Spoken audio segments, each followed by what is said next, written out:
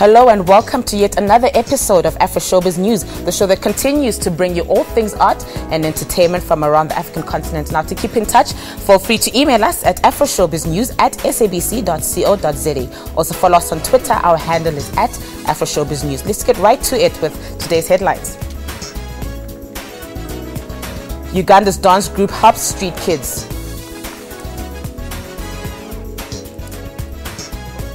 Sudanese-South African co-produced documentary wins.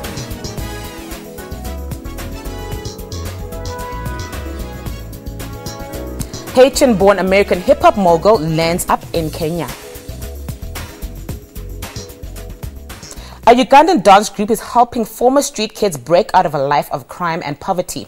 The Ghetto Kids, as they are famously known, shot to fame with their acrobatic dance moves in a video posted online earlier this year.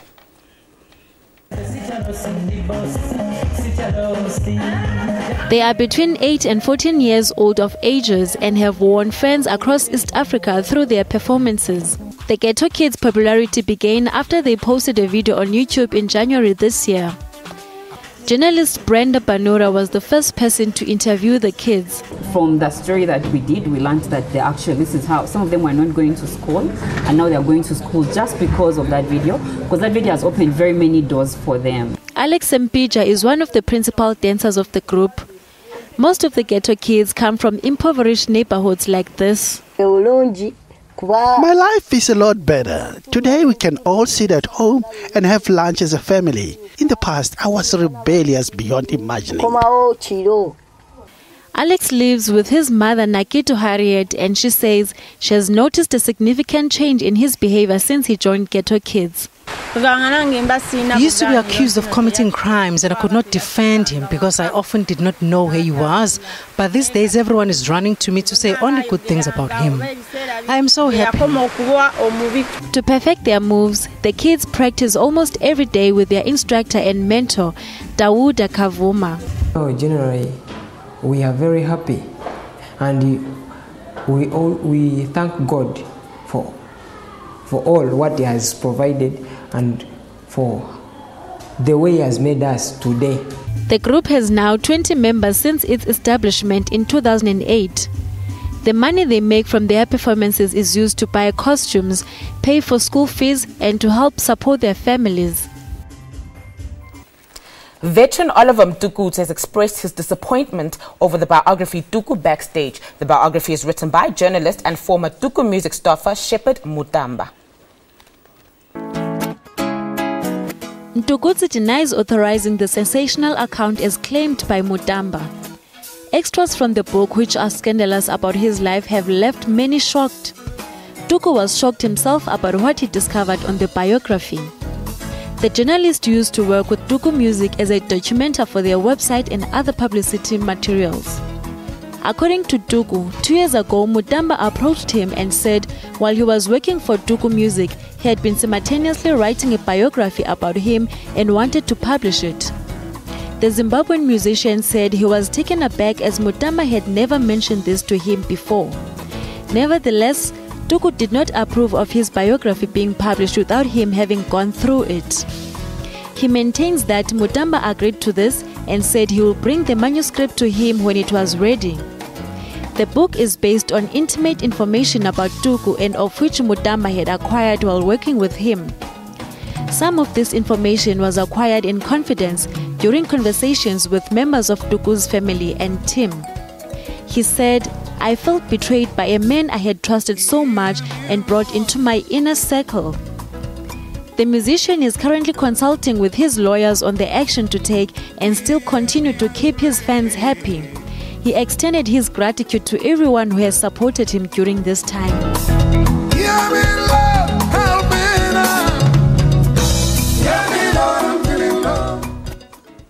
The 2014 Story Moja Hay Festival with the theme Imagine the World has so far attracted loads of artists and storytellers from across the continent, and renowned Ghanaian poet who passed on last year was honored at this year's festivities. The festival started earlier in the week in Kenya and will end this Sunday. On 21st September 2013, the Ghanaian poet and author Kofi Auno was among those killed in an attack at the Westgate shopping mall in Nairobi, Kenya.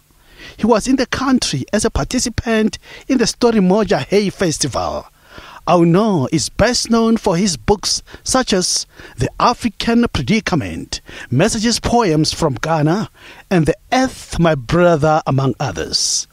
Auno's work combined the poetic traditions of his native Iwi people with contemporary and religious symbolism to depict Africa during decolonization.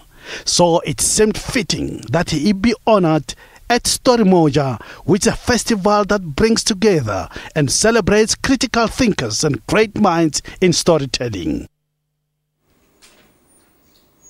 A group of young Egyptians are recycling bottles thrown in anger by anti-government protesters and transforming them into beautiful lamps. The inspiration for the Think Up Arts recycling initiative emerged from the social upheaval in the streets of Cairo. This was the era which led to the overthrow of the long-time ruler Hosni Mubarak. Artist Haitham Metku says the images of protesters using bottles to make Molotov cocktails to destroy state buildings gave him and his friends the idea of using empty bottles and transforming them into something beautiful and positive.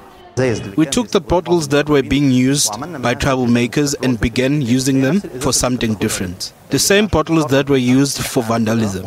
We take them and clean and turn them into things to honor Egypt and its people.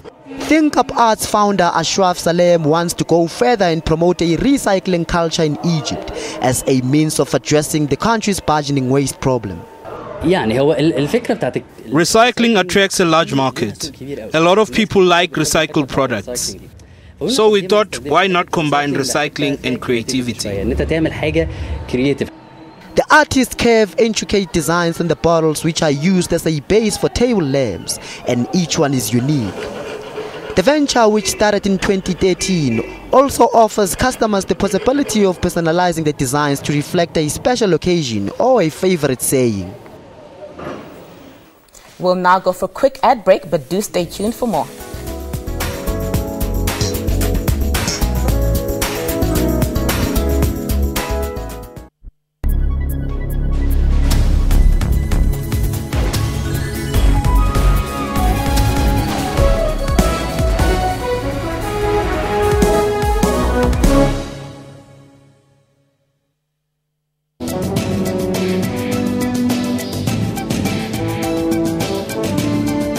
The shortage of nurses places those nurses who are working under such pressure. To have one registered nurse looking after a ward full of patients, of over 40 patients, is unreasonable.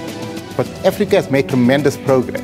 In the year 2012, there were only 50,000 children. 50,000 children too many, but only 50,000 children that died of measles in the whole of Africa, compared to 330,000 in the year 2000. For all your health issues, join Dr. Sello every Saturday, 9 to 10 a.m. CAT.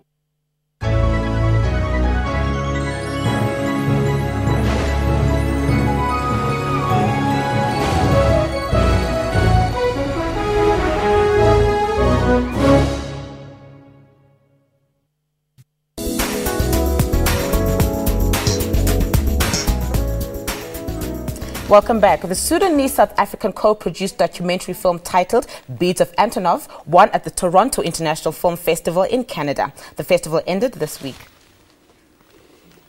The film, directed by filmmaker Hajuj Kuka and South African film producer Stephen Markovitz, was filmed in the rebel-held areas of the Blue Nile and Nuba Mountain regions in Sudan and completed in Cape Town, South Africa.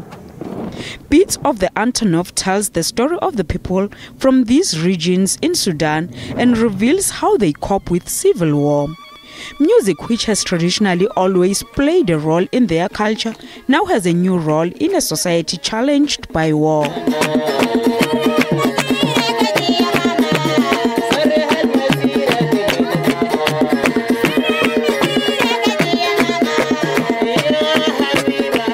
The film is a co-production between Sudanese production company Refugee Club and South African production company Big World Cinema, with the esteemed People's Choice Documentary Award. The soundtrack consists of traditional Sudanese music compiled by music producer Al Saram.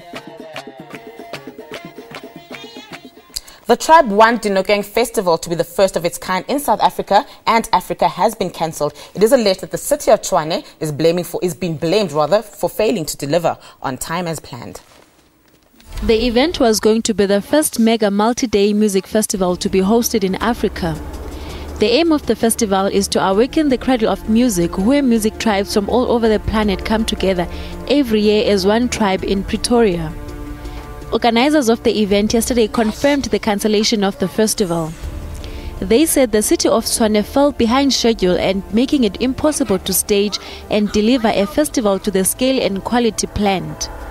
Despite efforts to seek alternative arrangements, the organizers have had no option but to cancel the event. However, the city of Tshwane have denied this and challenging the decision in court. This was according to a statement recently published. The lineup of the event was to feature over 150 artists performing on 3 main stages and host more than 80 DJs playing live sets in the multiple domes called the Dance Village. Dinokeng Festival was launched by R4000 in partnership with Sony Music Entertainment Africa and the city of Tshwane. Tribe One Festival sent out a statement apologizing to all of those who were looking forward to the festival. These include both the ticket holders and the international and local performing artists who were booked by Tribe One Festival for the event. They said all ticket holders will be reimbursed and that details of this process will be announced shortly. The festival was scheduled for next weekend outside Cullinan in Pretoria and expected to cost 65 million rands. Oxford Dictionary launched its first bilingual isiXhosa and English dictionary in East London this week. The bilingual dictionary will assist Xhosa-speaking children who are learning in English at school, as well as anyone who wants to learn the language. More than 35 experts in both languages contributed in the making of the dictionary. Chief Mandla Mandela shared his sentiments of the importance of preserving vernacular languages. We see this as important so that we can teach the younger generation about our own languages, so that vernacular languages will not be forgotten. The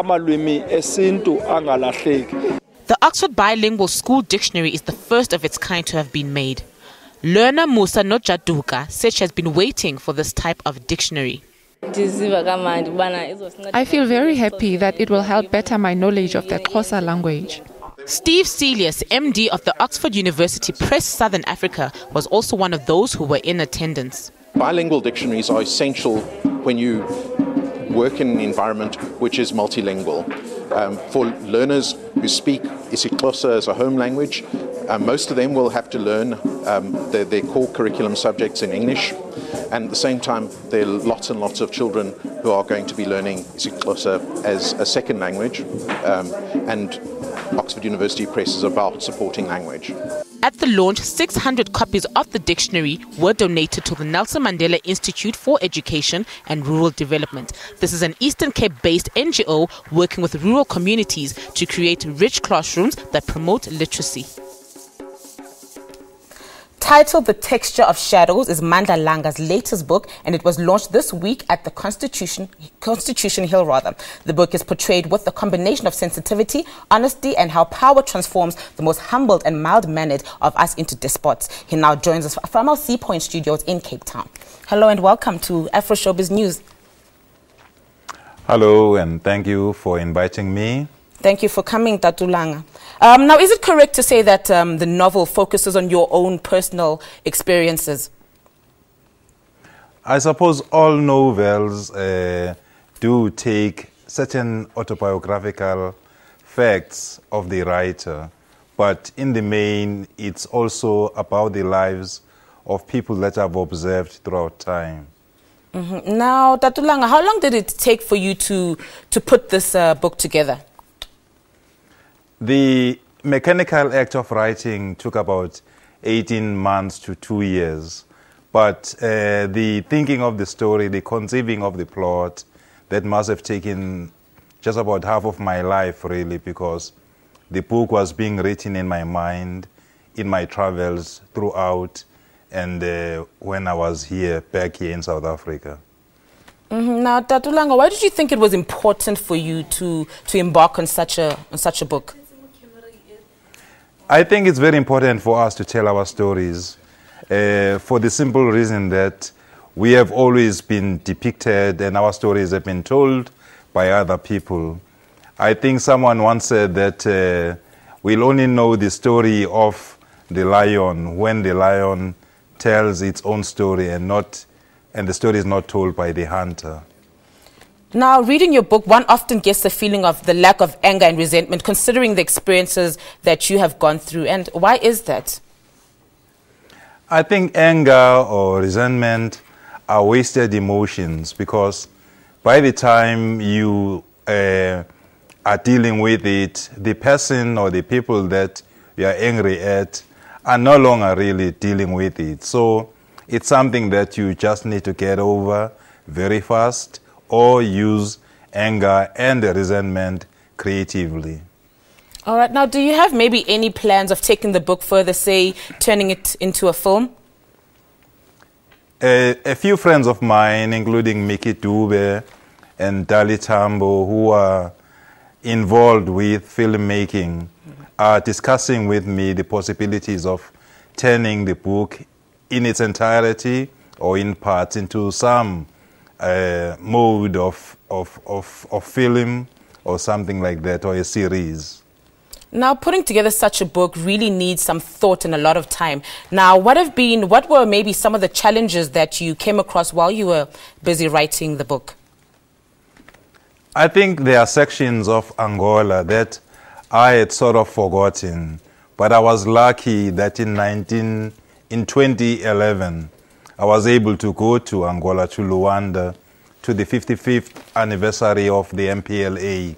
That's when I was able to recapture or remember, reconstruct some of the scenes that I've written about, of the camps, of places like Sanza Pombo in the north, in Kwanza Norte of Angola.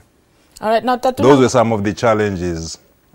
Now, I'm sorry for interrupting you there, but for those that are reading your book, what would you like them to take away after they've read your book? One of the things that people need to take away with them is the fact that young people left the country, went to learn how to fight, came back, and are part of the reconstruction of this country. I think the myth has been propagated that there was nothing important, there was nothing really fruitful, for instance, about Umkhonto weSizwe. This book tries to debunk that myth. All right, now, Tatulanga, I'm afraid that is where we'll have to leave it, but thank you so much for joining us. You're welcome. Thank you. Thank you. That was Mandla Langa talking to us about his book, Texture of Shadows, from our Cape Town studios. This week, we take a look at a book by Lauren Liebenberg titled Cry Baby. Cry Baby is a story about boyhood, motherhood, what binds families, the past and the present. The story centers around Grace, a stay-at-home mom who lives in a mock Tuscan cluster home in Fourways, Johannesburg. Here she lives with her husband, Michael, and 2 sons. The book deals with the trouble she goes through with motherhood. But being a mother also brings with it so much beauty and so much love. And Cry Baby touches on all of these. Lauren Liebenberg was born in Zimbabwe, where she spent most of her childhood. She's a writer with 3 books under her belt. Her debut novel, The Voluptuous Delights and Peanut Butter and Jam, was published in 2008 and was shortlisted for the Orange Prize for New Writers, as well as long-listed for the Sunday Times Fiction Prize. You are still watching Afroshowbiz News. Now, if you've missed any of our shows, catch us on our YouTube channel by simply searching for Afroshowbiz News. Time now for another ad break. See you right after.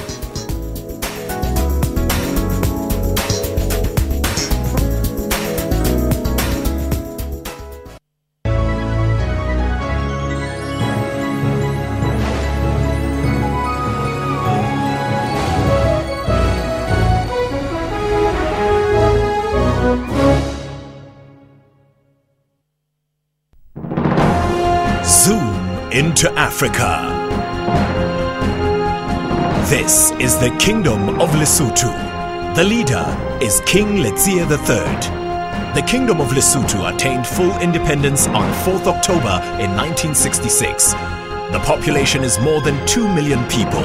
One of the major languages spoken is English. Monetary unit is Maluti.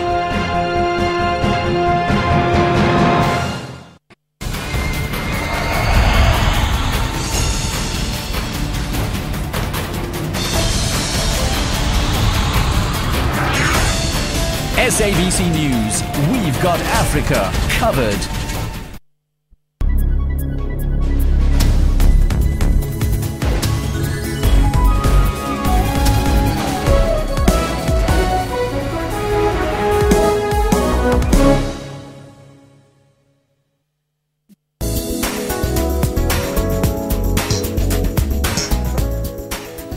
Welcome back. Haitian-born American hip-hop mogul Wyclef Jean has landed in the country in Kenya sometime this week.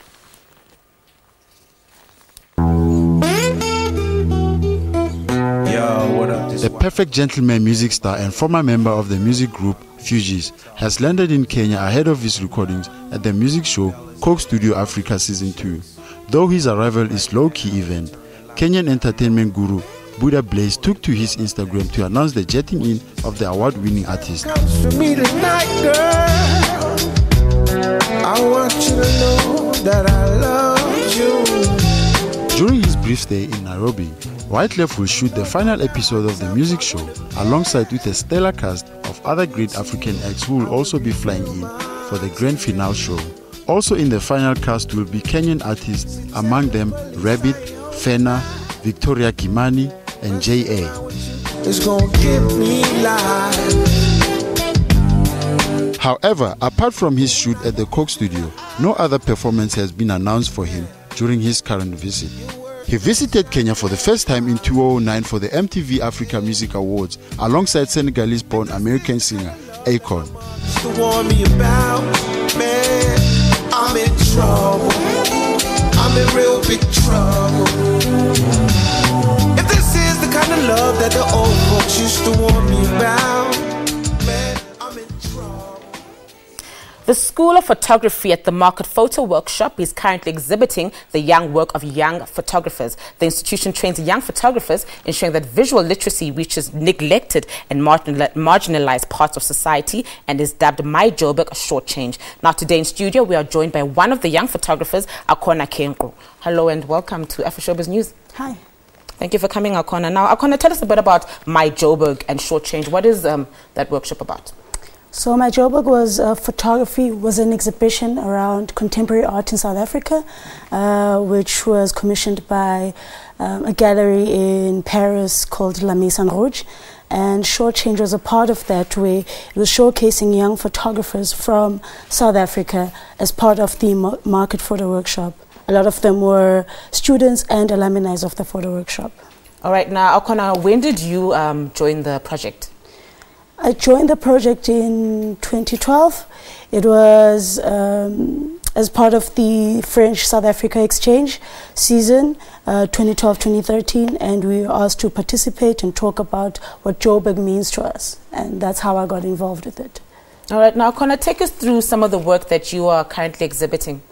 I'm currently exhibiting two bodies of works, but they merge together, one being Kick Push and another one being Society.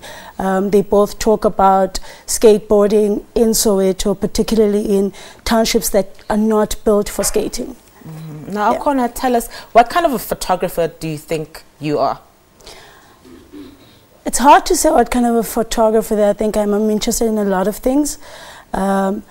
I do specialize in documentary photography, which is basically following people, telling their stories. What do you think are some of the challenges that are, faced by, by young photographers in South Africa? I think there's still a lot of education that needs to happen with people to understand that photography is a career path, and I think people should give it a chance, especially in black neighborhoods where a photographer is seen as a cameraman, and there's so much more to that. There's galleries involved. It's a career path. That I think is what's needed. Now, still in education, what sort of initiatives do you think we need to do to ensure that the public is aware about photography? I think what the photo workshop does, which is very interesting, is that they do projects outside the school. So outreach projects, I think that's important, where you bring back the work to the people. In another case, when I did my first solo, I had it in Dube, which is Ekasi, which is great for people to talk about work, to see work, and look at photography in a different way. All right, now, Connor, whose work influences you the most? Yeah, the list is endless. I'm interested in so many things. So guys like Santu Mufokeng, he's like, I think, a genius when it comes to photography. There's David Goldblatt, there's Joe Ratcliffe, there's so many. I can't actually choose one photographer because I'm influenced by a lot of things. I'm influenced by music, I'm influenced by a lot of things, yeah. All right, now from the work you've done, which work was your favorite and why did that maybe stand out from the rest of the stuff that you've done? I think Kick Push is my favorite because I was photographing my friends from my neighborhood who were a bit marginalized because they were doing something that was not big at the time, skateboarding, and which I found very interesting. And I had a close relationship with the guys, so I think that was my favorite so far. All right, well, Akona, thank you for joining us. It was a pleasure having you on the show. Thank you for having me. You're welcome. That was Akona Kenko talking to us about the photo workshop exhibition currently underway at the Market Theatre. The film titled Children of the Light, produced by Dawn Clifford Engel, who has premiered at the Harlem International Film Festival in the USA this week. It is a documentary on the life of Archbishop Desmond Tutu.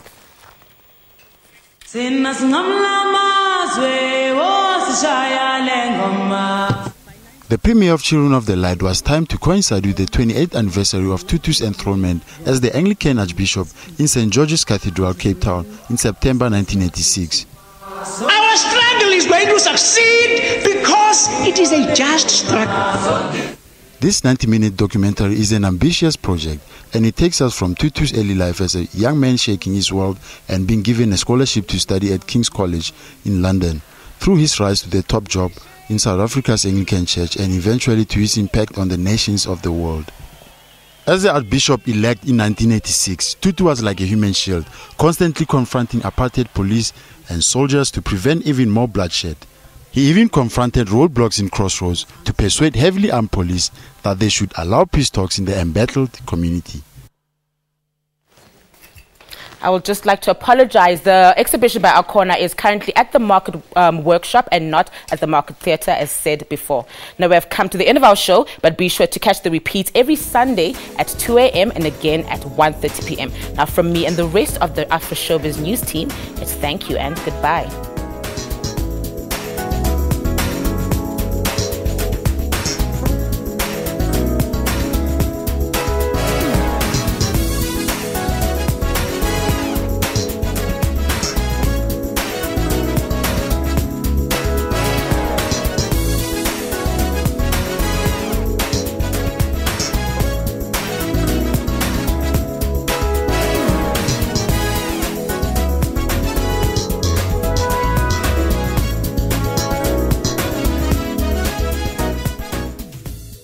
I once saw a flower blossom through 27 prison bars of yesterday's unjust flames. I felt an old woman's anticipation